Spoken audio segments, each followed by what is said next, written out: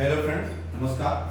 मैं रोहित सर आज फिर से आपके सामने आपके अपने पार्थ एजुकेशन ऑनलाइन परिवार में आप सबका तहे दिल से स्वागत करता हूं। दोस्तों, इस समय लॉकडाउन की कक्षाओं में हमारा ये पार्थ एजुकेशन चैनल हर विद्यार्थी के साथ जुड़ करके उसकी समस्याओं का बराबर तरीके से प्रतिदिन समस्या का समाधान कर रहा है। इसी क्रम में टेट और सुपर टेट के छात्रों के लिए मैं बाल मनोविज्ञान के विषय वस्तुओं और उनकी समस्याओं का समाधान प्रतिदिन कर रहा हूं। अगर आप में से किसी भी विद्यार्थी को हमारे साथ जुड़ना है तो जुड़ने के लिए 9451216656 इस नंबर पर व्हाट्सएप करना है। जी हाँ, इस नंबर पर व्हाट्सएप करते ही मैं आपको रिप्लाई करके आपको जोड़ दूंगा। ठीक है, इस नंबर पर व्हाट्सएप करना है। दोस्तों, अपनी पिछली कक्षा में मैंने आपको आकलन बताया था, असेसमेंट के विषय में बताया था। जी हाँ, असेसमेंट एक बहुत ही इंपॉर्टेंट टॉपिक होता है और खास तौर से सीटीईटी और सुपर टेट दोनों में ये टॉपिक है। आज भी मैं जो टॉपिक आपको पढ़ाने जा रहा हूं वो आप सीटीईटी देने जाइए, सुपर टेट देने जाइए, दोनों ही छात्रों के लिए बहुत इंपॉर्टेंट है। देखिए, जो सीटीईटी स्पेशल देने जा रहे हैं वो छात्र जानते होंगे कि हर पार्ट में pedagogy, Hindi, Sanskrit, math, environment, हर पार्ट में पैडागॉजी आती है। पैडागॉजी जो है एक टीचिंग अप्रोच का पार्ट होता है, टीचिंग फैक्टर होते हैं उसमें। उसी प्रक्रिया में आज मैं आपके सामने, जी हाँ दोस्तों, आज मैं आपके सामने जिस टॉपिक की चर्चा करने जा रहा हूं वो टॉपिक है आपका मूल्यांकन और इससे रिलेटेड क्वेश्चन। जी हाँ, इससे रिलेटेड क्वेश्चन, इवैल्यूएशन से रिलेटेड जो क्वेश्चन होते हैं हर बार सीटीईटी में फिक्स है दोस्तों कि 2 से 3 क्वेश्चन आपका जो आएगा वो आपका साइकोलॉजी वाले पार्ट में आता है। जी हाँ, 2 से 3 क्वेश्चन जो है वो साइकोलॉजी वाले पार्ट में आता है, लेकिन इसके अलावा हिंदी में, मैथ में, एनवायरनमेंट में भी 2 से 3 क्वेश्चंस आपके इवैल्यूएशन के, मूल्यांकन के पूछे जाते हैं। मतलब हर बार सीटीईटी में, जी हाँ, हर बार सीटीईटी में 4 से 5 ऐसे प्रश्न होते हैं जिनके विषय में आपसे क्वेश्चन क्वेरी किया जाता है। आज हम इसी टॉपिक की चर्चा करते हैं, मूल्यांकन की प्रक्रिया के बारे में बताते हैं। देखिए, मूल्यांकन जो होता है ये शिक्षण की प्रक्रिया का एक अंग होता है। शिक्षण के अंतर्गत सम्मिलित विषय वस्तुएं होती है। मूल्यांकन में क्या होता है, शिक्षण की प्रक्रिया में जब कभी भी हम टीचिंग करने जाते हैं किसी भी विषय में, हिंदी, इंग्लिश, संस्कृत, उर्दू, गणित, अंग्रेजी, विज्ञान, किसी भी विषय में, तो शिक्षण की प्रक्रिया में सबसे पहली चीज जो हमें मिलती है, समस्या मिलती है। अगर आप सबको कोई भी समस्या ना होती तो आप यहां बैठ के मेरे पास पढ़ने ना आते और आपकी उसी शिक्षण समस्या का समाधान करने की जो प्रक्रिया है उस प्रक्रिया को हम संचालित करते हैं। अब आपके पास कोई ना कोई समस्या है, इस समस्या का समाधान करने के लिए दोस्तों कुछ ना कुछ उद्देश्य बनाए जाते हैं। जी हाँ, कुछ ना कुछ उद्देश्य बनाए जाते हैं। इन्हीं उद्देश्यों की प्राप्ति के लिए, जी हाँ, इन्हीं उद्देश्यों की प्राप्ति के लिए शिक्षण कार्य किया जाता है। और शिक्षण की प्रक्रिया के अंत में, जी हाँ, शिक्षण की प्रक्रिया के अंत में हम क्या करते हैं, मूल्यांकन करते हैं। जी हाँ, शिक्षण की प्रक्रिया के अंत में हम क्या करते हैं, मूल्यांकन करते हैं। अब यहां पर ये जो मूल्यांकन वाला भाग है, मूल्यांकन में मूल्यांकन कैसे करते हैं, तो मूल्यांकन में हम किसी भी बच्चे का क्या करते हैं, पढ़ाने के बाद उसका टेस्ट ले लेते हैं। टेस्ट लेने से, परीक्षण, टेस्ट को हिंदी में कहते हैं क्या, परीक्षण। परीक्षण लेने से, जी हाँ, परीक्षण करने से हमें पता चल जाता है कि शैक्षणिक उद्देश्यों की प्राप्ति हो पाई है या नहीं। जी हाँ, परीक्षण लेने से हमें यह पता चल जाता है कि शिक्षण के उद्देश्यों को हम पा पाए हैं या नहीं। अगर हमने शिक्षण के उद्देश्यों को प्राप्त कर लिया है तो ठीक है, अच्छी बात है। लेकिन अगर हमने शिक्षण के उद्देश्यों को नहीं प्राप्त कर पाए हैं, जी हाँ, शिक्षण के उद्देश्यों को हम नहीं पा पाए हैं, तो इस शिक्षण समस्या की कमियों का, जी हाँ, इस शिक्षण समस्या की कमियों का, इन शिक्षण समस्या के दोष का हम पता लगाते हैं। जी हाँ, इस शिक्षण समस्या की कमियों का, इस शिक्षण समस्या के दोषों का हम पता लगाते हैं। इन शिक्षण समस्या की कमियों और दोषों का पता लगाकर उन्हें दूर करते हैं, जिससे हमारी शिक्षण प्रक्रिया अच्छी हो जाती है। अब यहीं पर सबसे पहला प्रश्न जो आपसे पूछा जाता है, मूल्यांकन क्यों किया जाता है? मूल्यांकन क्यों किया जाता है? तो मूल्यांकन क्यों किया जाता है, इस प्रश्न का उत्तर शायद आपको इस छोटी सी कक्षा में मिल गया होगा कि मूल्यांकन क्यों किया जाता है। तो कमियों का, दोषों का पता लगाने के लिए और फिर उन कमियों और दोषों को दूर करके शिक्षण प्रक्रिया का विकास करने के लिए, टीचिंग मेथोडोलॉजी का विकास करने के लिए हम मूल्यांकन करते हैं। मूल्यांकन की प्रक्रिया जो होती है दोस्तों, मूल्यांकन की प्रक्रिया के अंतर्गत, जी हाँ, मूल्यांकन की प्रक्रिया के अंतर्गत हम यहां पर देखिए एक कॉलम बनाते हैं। जी हाँ, मूल्यांकन की प्रक्रिया के अंतर्गत यहां पर हम एक ट्रायंगल, त्रिभुज बनाते हैं। ये दोस्तों मूल्यांकन की प्रक्रिया में मैंने ये त्रिभुज बना दिया। जो मैंने मूल्यांकन की प्रक्रिया में त्रिभुज बनाया है, इस त्रिभुज के 3 पॉइंट होते हैं। 3 पॉइंट में सबसे पहला पॉइंट होता है ऑब्जेक्टिव्स। ऑब्जेक्टिव जानते हैं क्या कहते हैं? ऑब्जेक्टिव कहते हैं जो हमारा लक्ष्य होता है, जो हमारा उद्देश्य होता है, उस ऑब्जेक्टिव को कहते हैं। दूसरा यहां पर जो है लर्निंग एक्सपीरियंस। जी हां, लर्निंग एक्सपीरियंस क्या होता है? जो आप सीख रहे हैं चीजें, उस सीखने की प्रक्रिया में जो अनुभव होता है वो लर्निंग एक्सपीरियंस के रूप में आपके सामने आ जाता है। ठीक है, वो लर्निंग एक्सपीरियंस होता है। और यहां तीसरा जो होता है आपका इवैल्यूएशन टेक्निक। इन तीनों चीजों के आधार पर, जी हां, इन तीनों चीजों के आधार पर हम कह सकते हैं किसी भी प्रकार के शिक्षण का, किसी भी प्रकार की शैक्षणिक प्रक्रिया का संचालन होता है जिसमें 3 पॉइंट होते हैं।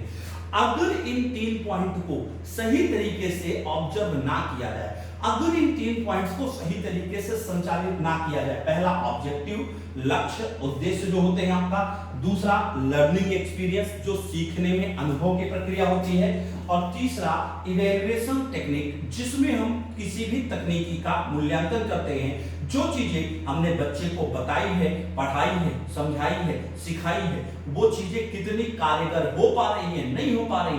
अगर नहीं हो पा रही है तो उसकी कमियों या दोषों का पता लगाने के लिए हम मूल्यांकन प्रक्रिया को, जी हाँ, हम मूल्यांकन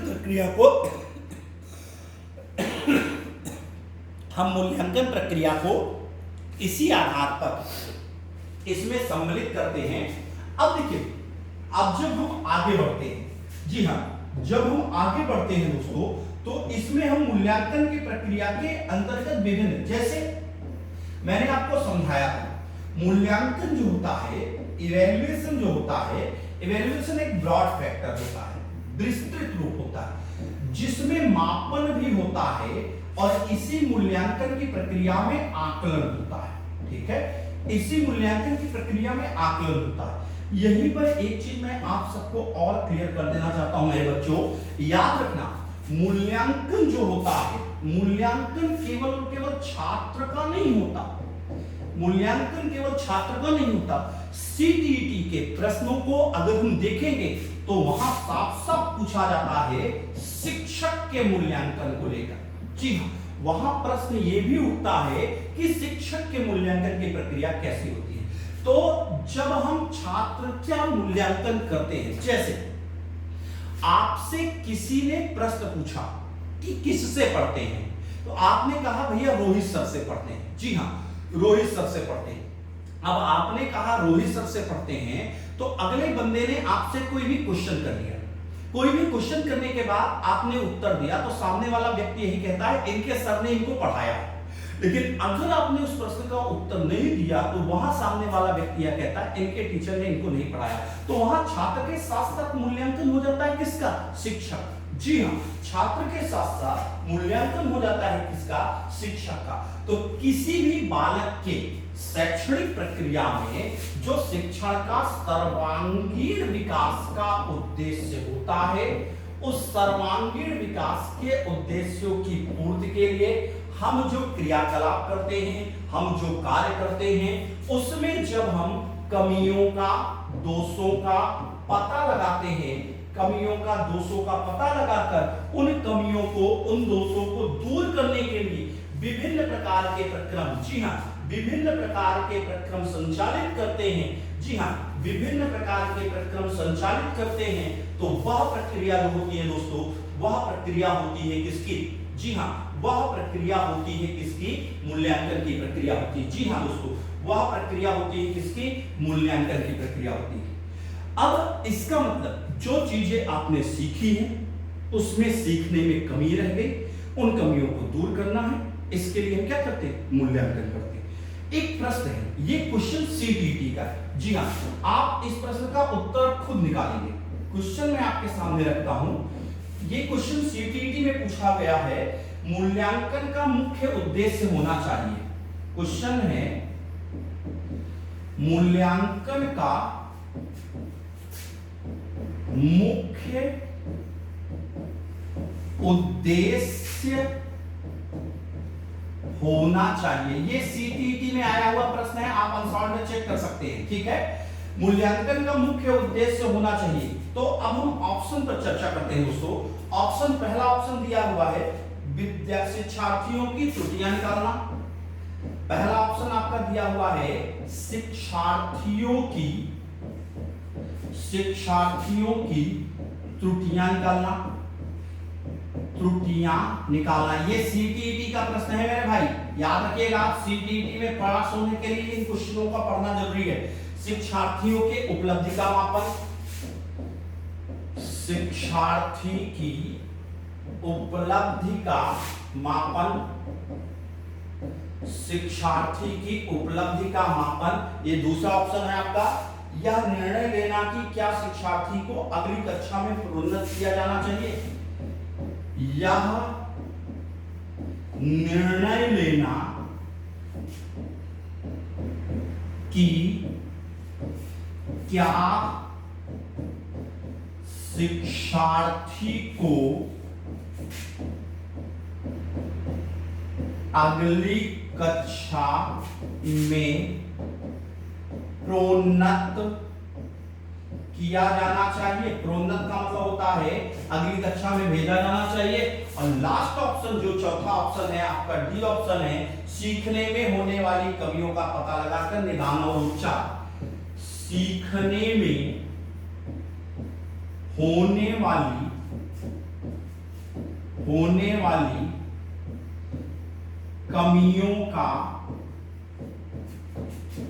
कमियों का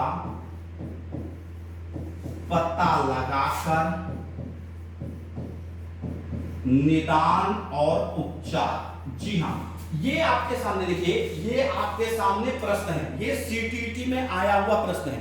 ठीक है, आप सब स्पष्ट रूप से इस प्रश्न को देख पा रहे हैं। ये क्वेश्चन सीटीईटी का है। प्रश्न है, मूल्यांकन का मुख्य उद्देश्य होना चाहिए। ऑप्शन है, शिक्षार्थियों की त्रुटियां निकालना। दूसरा है, शिक्षार्थी की उपलब्धि का मापन। तीसरा है, यह निर्णय लेना कि क्या शिक्षार्थी को अगली कक्षा में प्रोन्नत किया जाना चाहिए, मतलब भेजा जाना चाहिए। और चौथा है, सीखने में होने वाली कमियों का पता लगाकर उपचार और निदान किया जाना चाहिए। तो देखिए, यहाँ मैंने आपको साफ साफ शुरू में बताया, यहाँ देखिए कि किसी भी विद्यार्थी का सर्वांगीण विकास करना ही शिक्षण का उद्देश्य है। शिक्षण के उद्देश्यों में कमियों या दोषों का पता लगाएंगे, और कमियों या दोषों का पता लगाने के बाद उन कमी या दोष को दूर करेंगे, जिससे हमारी शिक्षण प्रक्रिया अच्छी हो जाए। इसी के लिए हम मूल्यांकन करते हैं। तो इसमें जो चौथा ऑप्शन दिया है, सीखने में होने वाली कमियों का पता लगाना, तो सबसे पहला काम होता है कमियों का पता लगाना। और सिर्फ पता नहीं लगाना, उसको दूर करने के लिए उसका क्या करना, निदान और उपचार करना। जी हाँ, उसको दूर करने के लिए उसका क्या करना, निदान और उपचार करने की जो प्रक्रिया होती है वो इसके अंतर्गत सम्मिलित होती है। तो ये इस तरह के क्वेश्चन आपसे पूछे जाते हैं। चलिए आगे बढ़ते हैं। आगे जब हम बढ़ते हैं तो अब यहां पर एक चीज मैं फिर आपके सामने बता दूंगा कि जो मूल्यांकन होता है, जी हाँ, मैंने अभी आपसे कहा क्या कि मूल्यांकन में हम किसी भी बच्चे का क्या करते हैं, टेस्ट लेते हैं। टेस्ट को बोलते हैं क्या, परीक्षण। जी हाँ, टेस्ट को बोलते हैं क्या, परीक्षण। ये जो टेस्ट होते हैं, ये टेस्ट कई प्रकार के होते हैं। जी हाँ, कई प्रकार में सबसे पहले दो प्रकार के टेस्ट की हम चर्चा करते हैं। एक आपका वस्तुनिष्ठ परीक्षण होता है, वस्तुनिष्ठ परीक्षण होता है जिसको हम ऑब्जेक्टिव टेस्ट बोलते हैं। जी हाँ, वस्तुनिष्ठ परीक्षण होता है जिसको हम ऑब्जेक्टिव टेस्ट बोलते हैं। फिर दूसरा आत्मनिष्ठ परीक्षण होता है, आत्मनिष्ठ परीक्षण होता है जिसे हम डिस्क्रिप्टिव टेस्ट बोलते हैं। जी हाँ, डिस्क्रिप्टिव टेस्ट। अब यहां पर मैं एक आपका ध्यान दिलाना चाहूंगा, आप हिंदी, संस्कृत या अंग्रेजी या उर्दू में से कोई एक विषय लेते हैं, उन विषयों में एक क्वेश्चन कई बार पूछा गया पेडागॉजी में, हिंदी, संस्कृत, इंग्लिश या किसी भी लैंग्वेज भाषा में। जी हाँ, किसी भी भाषा में एक प्रश्न पूछा गया, आप उठा के देखना कभी भी सीटीईटी का, तो दो प्रकार के प्रश्नों की चर्चा होगी आपसे। एक आपको मिलेगा मुक्त प्रश्न मिलेगा। जी हाँ, एक प्रश्न आपको मिलेगा, मुक्त प्रश्न मिलेगा जो सीटीईटी में पूछा गया है, और दूसरा जो आपको मिलेगा बंद प्रश्न मिलेगा। जी हाँ, मुक्त प्रश्न और बंद प्रश्न, मुक्त प्रश्न को बोलते हैं ओपन क्वेश्चन आया। जी हाँ, मुक्त प्रश्न को बोलते हैं ओपन क्वेश्चन आया, और बंद जो प्रश्न होता है, बंद जो प्रश्न होता है उसको बोलते हैं क्या, क्लोज्ड क्वेश्चन आया। जी हाँ, क्लोज्ड क्वेश्चन आया। इसके आधार पर वस्तुनिष्ठ और आत्मनिष्ठ, जी हाँ, इसके आधार पर वस्तुनिष्ठ और आत्मनिष्ठ परीक्षणों की प्रक्रिया होती है। ठीक है, इनके आधार पर वस्तुनिष्ठ और आत्मनिष्ठ परीक्षणों की प्रक्रिया होती है। लेकिन अब फिर से मैं आपका ध्यान दिलाना चाहूंगा, आजकल आपके सीटीईटी में या DSSS में या केवीएस में या एनवीएस में आपको दो और प्रकार के टेस्ट का सामना करना पड़ेगा जो बहुत ज्यादा पूछे जाते हैं। एक आपसे पूछा जाता है जिस प्रश्न का नाम है मानक संदर्भित परीक्षण, सीटीईटी के अलावा भी हर जगह पूछा जाता है। जी हाँ, एक आपसे पूछा जाएगा मानक संदर्भित परीक्षण, मानक संदर्भित परीक्षण जिसको हम बोलते हैं नॉर्म्स रिफरेंस टेस्ट। जी हाँ, नॉर्म्स रिफरेंस टेस्ट। और दूसरा होता है निकष संदर्भित परीक्षण, निकष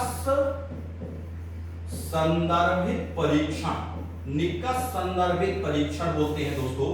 इसे हम क्राइटेरियन रिफरेंस टेस्ट बोलते हैं।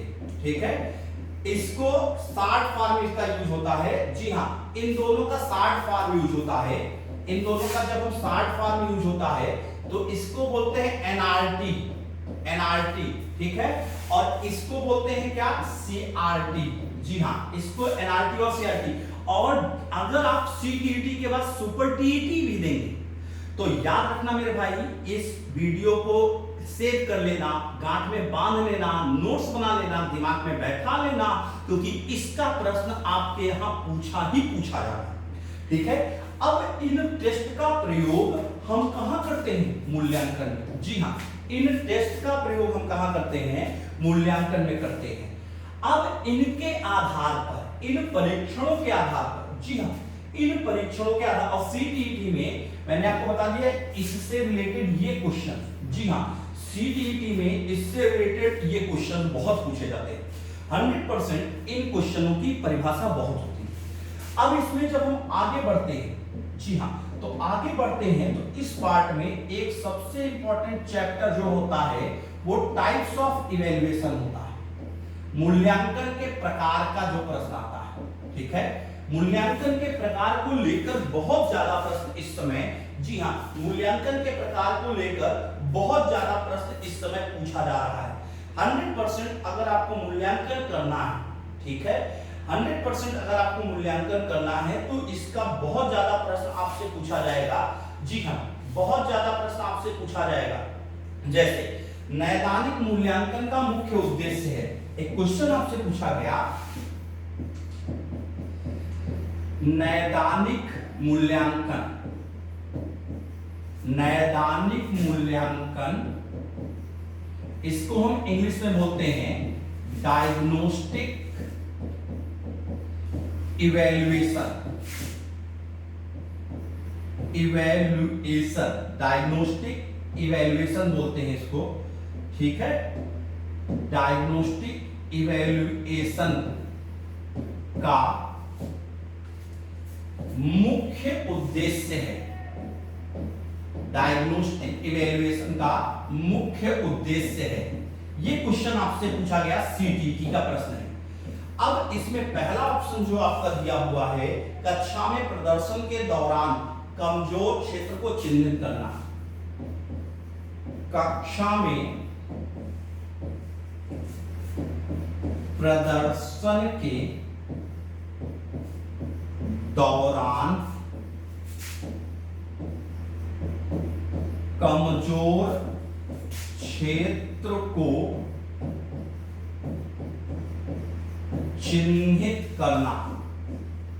कमजोर क्षेत्र को चिन्हित करना। ऑप्शन बी है आपका दिया हुआ है, उपचारात्मक कार्यक्रम की विशेष प्रकृति की आवश्यकता। उपचारात्मक कार्यक्रम की विशेष प्रकृति की आवश्यकता। दूसरा ऑप्शन है आपके सामने। तीसरा ऑप्शन सी है आपके सामने, अकादमिक कठिनाइयों के कारणों का पता लगाना। अकादमिक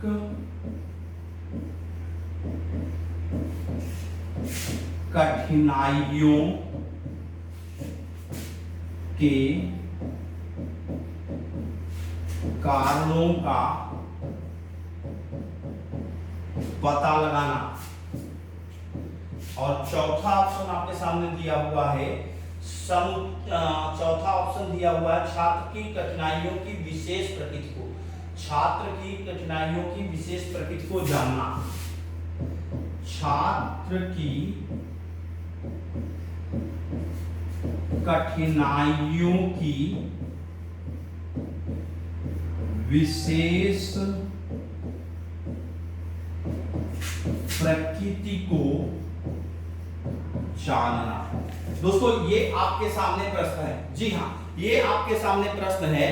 ये प्रश्न है नैदानिक मूल्यांकन को लेकर। जी हाँ, ये प्रश्न जो आपका पूछा गया है दोस्तों, ये प्रश्न आपका पूछा गया किसको? नैदानिक मूल्यांकन को लेकर प्रश्न पूछा गया, जिसे हम कहते हैं क्या? Diagnostic evaluation. जी हाँ, इसे हम कहते हैं क्या? डायग्नोस्टिक इवैल्यूएशन कहते हैं। देखिए डायग्नोस्टिक इवैल्यूएशन क्या होता है? जब कभी भी दो शब्द होते हैं, इसमें दो शब्द होते हैं। एक शब्द होता है डायग्नोस्टिक, डायग्नोस्टिक जिसे हम कहते हैं क्या? निदानात्मक, निदानात्मक। और दूसरा शब्द जो होता है वो होता है आपका रेमेडियल, रेमेडियल जिसको बोलते हैं क्या? उपचारात्मक। ये दो शब्द होते हैं। अगर इन दोनों शब्दों की मीनिंग आपको समझ में आ गई, जी हाँ, अगर इन दोनों शब्दों की मीनिंग समझ में आ गई तो 100% किसी भी प्रश्न का उत्तर आसानी से कर ले जाएंगे।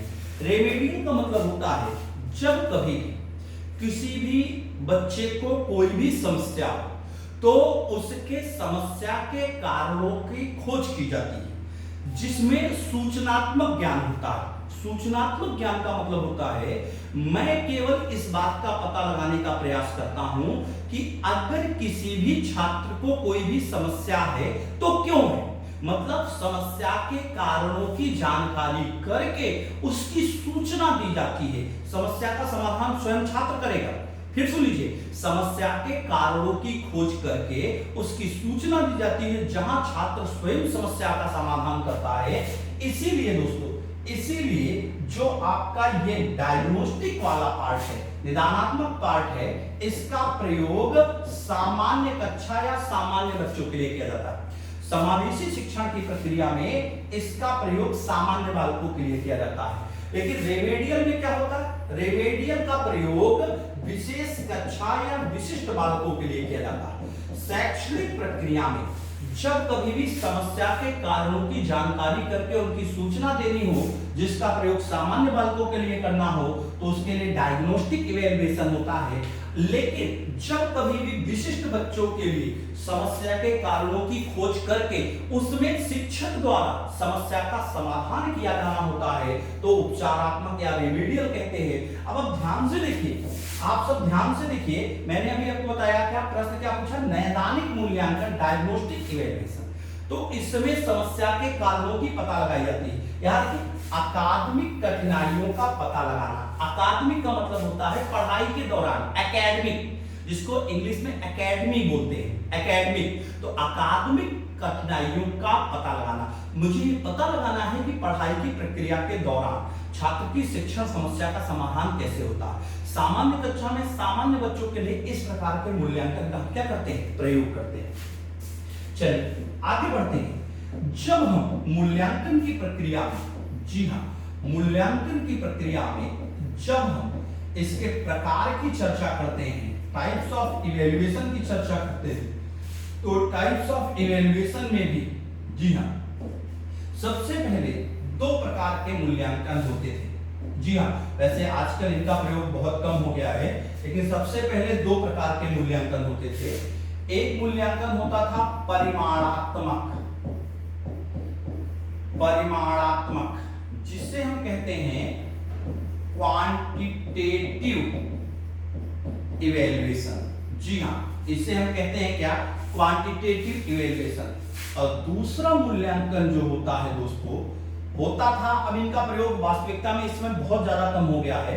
दूसरा मूल्यांकन जो होता था क्वालिटेटिव इवैल्यूएशन। जी हाँ, दूसरा जो मूल्यांकन होता था वो क्वालिटेटिव इवैल्यूएशन होता था। इसमें देखिए, इसमें शब्द है परिमाण, परिमाण शब्द है, क्वांटिटी शब्द है। क्वांटिटी शब्द का प्रयोग जो होता है वो संख्या के लिए होता है, नंबर के लिए होता है।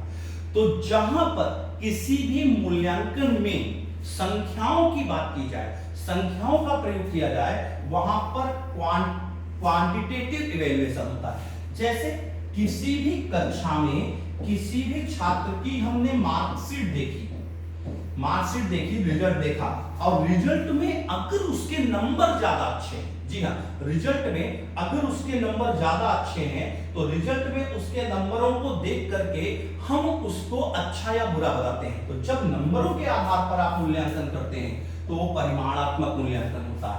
लेकिन जहां पर नंबर नहीं होते, जी हाँ, जहां पर नंबर नहीं होते, बल्कि नंबरों की जगह हम गुणों का मूल्यांकन करते हैं, क्योंकि गुणों को हम संख्याओं में नहीं लिख सकते। जैसे हम किसी भी व्यक्ति को बता सकते हैं यह व्यक्ति ईमानदार है या नहीं है, लेकिन कितने प्रतिशत ईमानदार है ये नहीं बताया जा सकता। कोई भी व्यक्ति सत्यवादी है या नहीं है।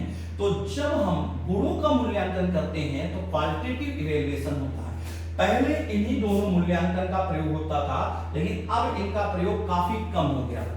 अब जो मूल्यांकन आए हैं, दो नए प्रकार के मूल्यांकन जो सबसे ज्यादा पूछे जाते हैं इस समय हर एग्जाम्स में, सीटीईटी में, सुपर टीईटी में या कहीं भी, एक है निर्माणात्मक मूल्यांकन, इसी को हम बोलते हैं क्या, रचनात्मक मूल्यांकन, इसी को हम क्या बोलते हैं, फॉर्मेटिव इवैल्यूएशन।